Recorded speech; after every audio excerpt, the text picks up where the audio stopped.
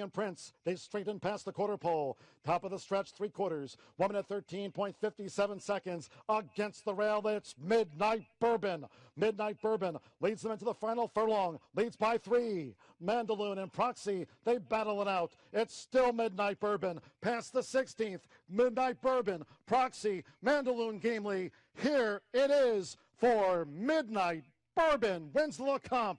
Holds Proxy. Welcome back to the Racing Rundown here on YouTube. I'm Eric DeCoster. In this episode, we will be previewing, as you can probably tell from the title, the Risen Star Stakes from Fairgrounds, a Grade 3, but a very productive Grade 3 every year since 2008. All but, if we throw out 2020, which was, obviously a year with a big asterisk over it, every year since 2008 minus 2013. We've seen the winner of this race go on and run in the Kentucky Derby. It's the first 50-point prep race of the Derby season. Obviously, if you follow the Derby trail yearly, 50 points is more than enough to secure a position in the starting gate. So the winner of this race will, barring any injury or setbacks or poor efforts or connection decisions, will probably be there on the first Saturday in May. So it's a race to be excited for. We do have a couple scratches announced earlier this week. The 12, Keep Me in Mind, will be running in the Southwest next week, and the 9, Defeater, is scratching out to run in an allowance race earlier on in the Fairgrounds card. Loaded card, by the way. Don't forget to check out this week's podcast episode where me and Jack go in depth on that. But for now, let's focus on the Risen Star, starting with the 1 Star in My Dreams for Dallas Stewart. Not too often you see a Dallas Stewart horse coming into a graded stakes with an undefeated record. 2 for 2, 2 starts and 2 wins. Generally, a Dallas Stewart horse winning first out is impressive in itself. This horse won by 3 lengths. Actually beat a couple pretty good horses in that effort that last September, then came back and won an allowance race, going 2 turns in his 2-turn debut over a sloppy track. This is his first race since that race in late November, his first start outside of Churchill Downs, but he's working tremendously in this race. In my opinion, it's going to be interesting because the majority of these horses are, I would say, graded. The majority are graded stakes tested or high level allowance tested. They face some pretty quality horses. Not saying he hasn't beat anyone good. Like I said, he was impressive in his maiden win and beat some good horses there. But with the layoff and the step up in class, it'll definitely be interesting. However, I think he is a horse who will probably factor on the board in some way, shape, or form. He's working tremendously. He obviously is gonna cherish the distance. One note I forgot to mention in the intro: this race is 1 1/8 miles. It used to be 1 1/16 miles until last year, where they moved it up to try and develop the horses on the Derby trail better. So this race is always going to be a good indication of horses that can get the distance when it comes a couple months from now, first Saturday in May as well. So Start of My Dreams, think he's pretty talented. But I do think he'll probably need this race, which is why I can't look at him as a horse on top, but 100% a horse you can look at underneath. 2 is Proxy. That's the Lecomte runner-up. Obviously, the Lecomte, the prep race for the Risen Star, if you will, first leg on this 3-race road to the Derby through Louisiana. That was a good second-place effort. He's had a good stalking trip, but he ultimately just wasn't able to get by Midnight Bourbon. But I don't think that's necessarily a knock on Proxy. I think it was more of Midnight Bourbon looking good, but also Midnight Bourbon got away with some very slow fractions on the front end. It was Proxy's first time, not his first time not on the lead, but he never won where he hadn't been on the lead. So it's reasonable in my eyes that he lost the race, but he still ran very credibly. And for that reason, I think he can improve. I think the extra 16th of a mile will do great. His dam, Panty Raid was a Black Eyed Susan winner going 1 1/8 miles. So the distance is going to only help him, in my opinion. He's going to have to sit a good stalking trip. There's a couple more speed presences this time around, but I think with how he rated last time, it's going to be beneficial to him this time because Midnight Bourbon, or any speed horse for that matter, is not going to get away with an easy lead. So Proxy, he's only ran good races, first or second in four career starts. He ran just fine here. He's already a winner at Fairgrounds. He broke his maiden, won an allowance here. So if you like Proxy, I know Jack, my co-host, likes him a lot in this spot. So certainly one to keep an eye on. I imagine he'll be 4th choice when all is said and done. The 3 is Beat Beat. Beat Beat broke his maiden pretty nicely at Churchill on their Stars of Tomorrow program on Thanksgiving weekend, but faltered in an allowance race last time out behind another horse in here, Right and Justin.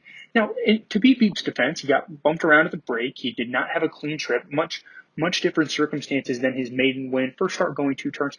A lot of different factors, I think, hindered him, but he was still beaten 7.5 lengths by horses that might not even be better than him, but the circumstances got to him. That being said, I was not impressed enough with that effort, and I can't find enough excuses for him to think, he's going to be able to take that step up and beat this group. It's a tough field this time around. It's a big field too. He's drawn inside. There's just a lot of compounding factors that make me not a big fan of Beep Beep in this spot. If it was an easier race, I would be more inclined, but this year, there aren't really many slouches in this Rhythm Star Stakes. The 4 is Carrillo. This is a very interesting horse. 15-1 on the morning line, but makes his first start for trainer Tom Amis, owner Joel Piletti, Britland Stable, Greg Tremonton. They didn't privately purchase him. They purchased him at auction because Paul Pompa Jr., who unfortunately we lost a couple months ago, he dispersed all of his stock. The estate did at the Keeneland January sale, and Carrillo was one of the session toppers, if not this entire sales topper. Definitely one of the bigger prices that day. Went for $875,000 to these new connections as a horse for the Derby Trail because in his only career start, he broke his maiden by almost 3 lengths at Aqueduct, closing extremely well. It was a very, very impressive effort. That being said, there are some concerns. This is going to be his first 2-turn race. I don't think distance will necessarily be a problem. He's, a little bit short on workouts for my liking, considering these are new connections, but he's been working pretty well. He's definitely a wild card. That's what I'd consider him because of those, the light on works first start for new connections. I feel like he's going to need this race a little bit more. I think he'll run just fine, but I don't think he's a win contender because of that. But he is a good horse. I think like I said, he's going to need this race, but going forward, I think he's one you might need to look at as a long shot on this Derby Trail, should he run well this coming Saturday. 5 is the Springboard Mile winner, Senor Buscador, for some pretty fun connections considering the history. Go back a couple years to the Sunland Derby winner, Runaway Ghost, owned and trained by the same connections. It was going to look like a real fun Cinderella story for that year's Derby until, fortunately, Runaway Ghost suffered a fractured cannon bone, was unable to run in that year's Derby. But they're back with Runaway Ghost's half-brother here, Senor Buscador. Like I said, won the Springboard Mile. That was a super impressive effort, considering the fact he was coming in with, a one-turn sprint where he broke his maiden nicely. A month later comes back, stretches out to 2 turns, and wins so impressively from last to first. Broke poorly, was about 12 lengths out of it, but still rallied super well to ultimately win this race. He didn't beat much. I do think we need to emphasize that. There was not a ton of good horses in behind him, certainly none in my eyes that are Derby horses, but we will certainly see with Senor Buscador. There's a lot of untapped potential, in my opinion. I think he's a little hindered by the pace scenario, but he might also just be that good. He's a very talented horse. So Senor Buscador, I think definitely in with a live chance to win this weekend's Risen Star.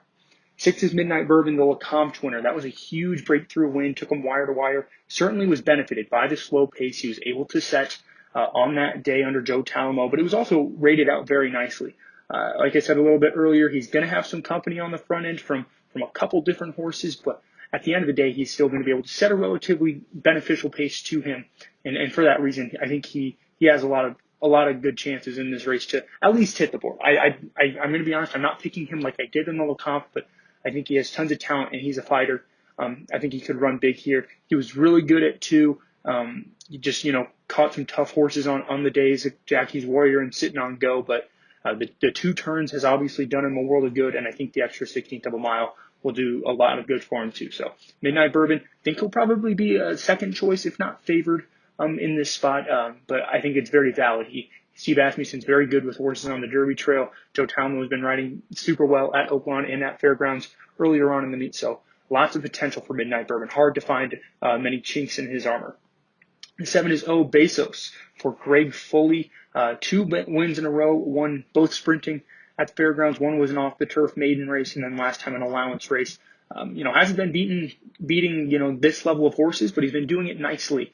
His only bad race was on debut, where he was in a pretty tough maiden race. I know that he actually finished in front of Candyman Rocket last week's Tampa Bay Derby winner. So some good form, even in the one race he's ran poorly in. But how is he going to stretch out? His pedigree, to me, says a mile and an eighth.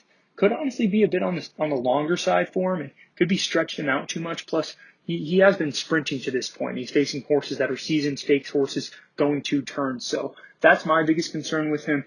I think he's just going to be a little bit outmatched here in this spot, which is why I'm against O Bezos. But I think he's a good sprinter at the end of the day. The 8 is Sermon on the Mount, 50-1 long shot. Not going to spend too much time on him. 2 wins and 3 starts, both at Delta Downs, however. He's technically ran around 2 turns at Delta because of their bull ring track, so that 7 furlong allowance win last time out was a 2-turn race. But his only time he was outside of Delta ran in the Sugar Bowl, which was a late 2-year-old sprint race at the fairgrounds early on in their meet. He was well beaten 6, beaten about 10 lengths by some horses there. Distance-wise, 2 turns is going to probably be pretty beneficial to him, but he's overmatched at the end of the day. Like we said, the 9 Defeater is scratching for that allowance race. So the 10 is Santa Cruiser, and I'm not going to lie, I have a lot of respect for this horse in this spot. Because in the Lecomte, he didn't run the best race. He was easily 4th best that day. However, he had a load of excuses. He broke poorly.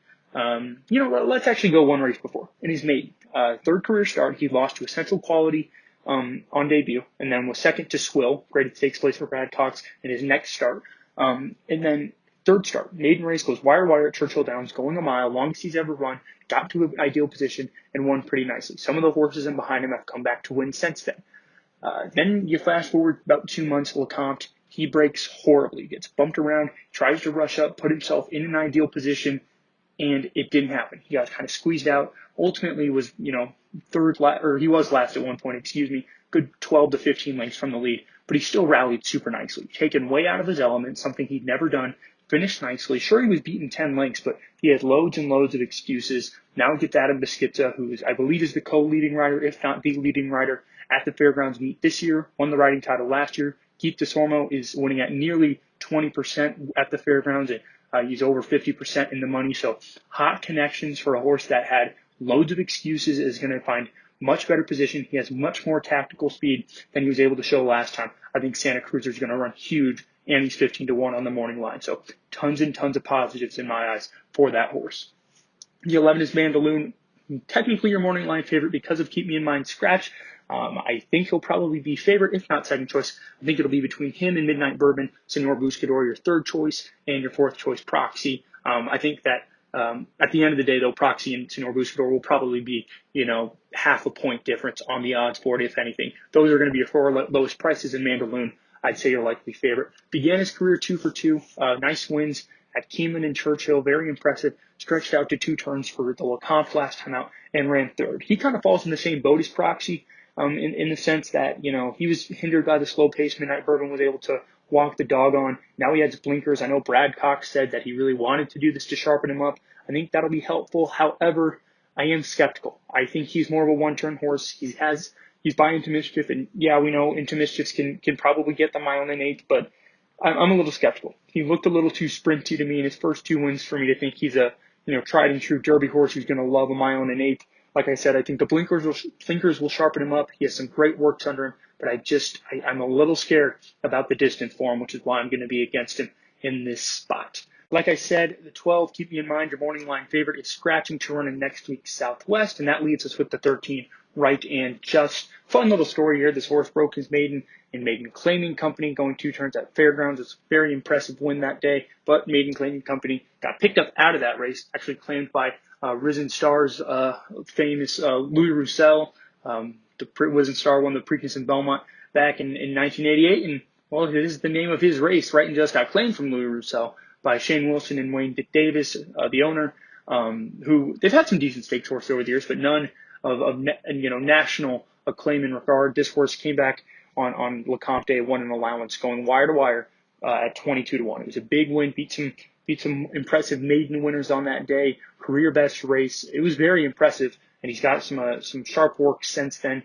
It'll be very interesting to see. This is certainly a litmus test for him as he takes a bigger step up even from that maiden claimer to the allowance. It worked out once. He has the pedigree to stretch the distance even further. And he's going to be up in the firing line. He's won his last year as he's going to wire. The outside post does scare me a lot there, which is why I'm unfortunately having to fade him in this spot, because he does seem like he has some talent. But when you look at it, he has to work out a really brilliant trip to win this race, in my opinion. Mitchell Merle, who's riding really, really well at this Fairgrounds meet, no doubt, but certainly going to be tough sledding with that outside post, trying to run with the likes of Midnight Bourbon and Proxy, and probably even Starring in My Dreams on the front end. So that's why I'm against him. And now, looking at the field overall, I don't think there's going to be too many. It's very evenly matched, in my opinion. I think realistically, you could make a whole case for any of these horses. They're all very talented in one way or another. They all have their knocks, though, which makes it really tough. And there's no pace scenario where, the race could fall apart or someone could go wire to wire. It's all very balanced. So for me, I wanted to take my shot because I didn't really love any of the favorites, and I think they're beatable. And that's why I went with the 10 Santa Cruiser. I'm making a ton of excuses from that last race, but I think they're all very valid. He showed tons of talent, in my opinion, when he broke his maiden. I don't think he needs to be on the lead to run a good race because he still ran super well, in my opinion, in the Lecomte, even when he was taken way out of his element. So lots of good reason to like Santa Cruiser. Hot connections, great pedigree to stretch out even further in distance. I think he's sitting on a big one here. So I'm having Santa Cruiser on top. One other long shot I would throw in would be the one starring in my dreams if you want a different one, because I really like his two efforts, but I think he needs the race. And then of the four top choices that we've mentioned, that being Mandaloon, Midnight Bourbon, Senor Buscador, and Proxy, I would still take Midnight Bourbon out of those four. If you're looking for a shorter price with a little bit more secure pick, I still think Midnight Bourbon is your horse. However, like I said, Santa Cruiser on top for me in this year's Risen Star. It's a wide open race, but the cool thing about it, we know one horse at least that's going to be running on the first Saturday in May, barring any outside circumstances that would keep them from competing, at least in terms of points. They will certainly have a secure spot for that race. So that's all I have for you guys on this preview. We'll see you next time on the Racing Rundown.